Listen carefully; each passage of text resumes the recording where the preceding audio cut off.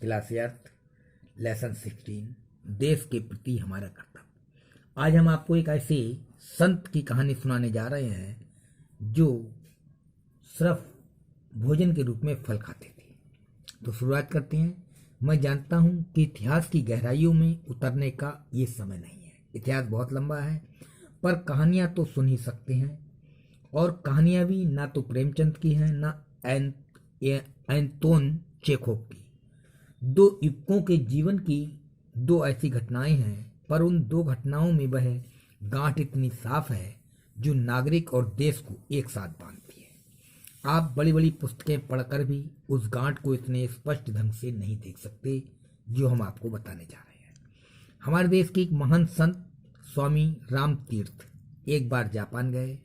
वह रेल द्वारा यात्रा कर रहे थे। एक दिन ऐसा हुआ कि उन्हें खाने को फल न मिले, और उन दिनों फल ही उनका भोजन था। गाड़ी एक स्टेशन पर ठहरी तो वहां भी उन्होंने फलों की खोज की, पर फल नहीं मिले। उनके मुंह से निकला, जापान में शायद फल नहीं मिलते। अब कोई भी देश का नागरिक हो, वो अपने यहाँ की बुराई नहीं सुन सकता। एक जापानी युवक प्लेटफार्म पर खड़ा था। वह अपनी पत्नी को रेल में बिठाने आया था। उसने ये शब्द सुन लिए। सुनते ही वह अपना काम बीच में छोड़कर भागा और कहीं दूर से एक टोकरी ताजे फल ले आया। वे फल उसने स्वामी राम तीर्थ को भेंट करते हुए कहा, लीजिए, आपको ताजे फलों की जरूरत थी।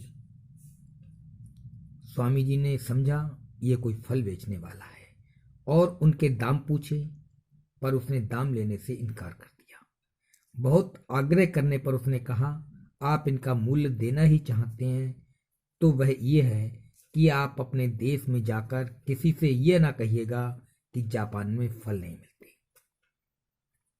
तो ये देश और नागरिक की कहानी है।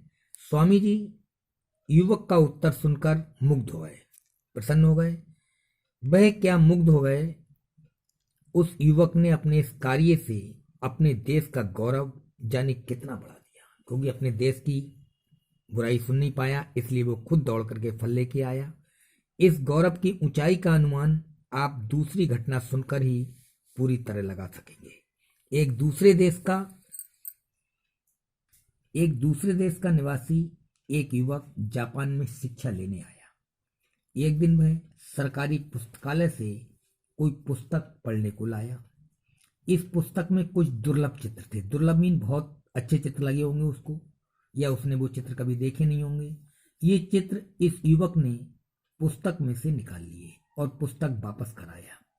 किसी जापानी विद्यार्थी ने ये देख लिया और पुस्तकालय को इस बात की सूचना दे दी।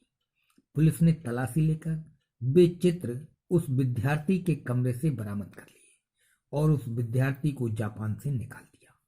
अपराधी को दंड मिलना ही चाहिए, सो मिल गया। परंतु बात यहाँ पर भी खत्म हो जाती तो कोई बात नहीं थी। ये मामला यहीं तक नहीं रुका और उस पुस्तकालय के बाहर बोर्ड पर लिख दिया गया कि उस देश का, मतलब जिसका वह विद्यार्थी था, कोई निवासी इस पुस्तकालय में प्रवेश नहीं कर सकता। Thank you.